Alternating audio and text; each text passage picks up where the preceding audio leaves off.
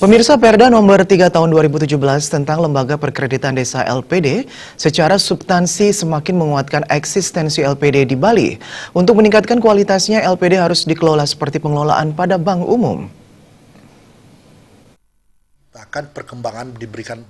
Praktisi pendidikan Profesor Gede Sri Dharma mengatakan, Perda nomor 3 tahun 2017 tentang Lembaga Perkreditan Desa memungkinkan LPD di Bali untuk menjalin kerjasama. Kerjasama ini dilakukan untuk semakin menguatkan eksistensi LPD dalam memberikan pelayanan kepada masyarakat. Upaya pengawasan pun harus terus ditingkatkan, dan LPD semakin meningkatkan profesionalismenya layaknya pengelolaan yang dilakukan di bank umum.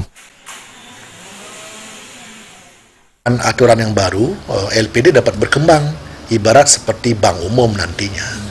Dengan pengelolaan yang bagus, diawasi, jangan takut LPD diawasi, bahkan perkembangan diberikan pelaporan setiap bulan, siapa nasabahnya, siapa krediturnya, debiturnya, semua itu harus dilaporkan secara transparan, terbuka, bahkan diperiksa oleh Dewan Pengawas. Layaknya sebuah bank, ada komisaris, ada direksi. Nah, kalau LPD ini dikelola seperti bank umum, saya yakin kepercayaan masyarakat adat akan kuat.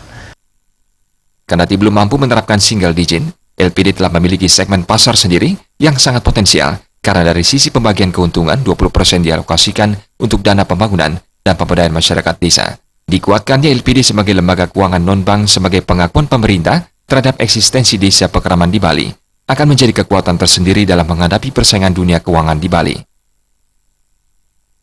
Suteja dan Bayu di Bali TV.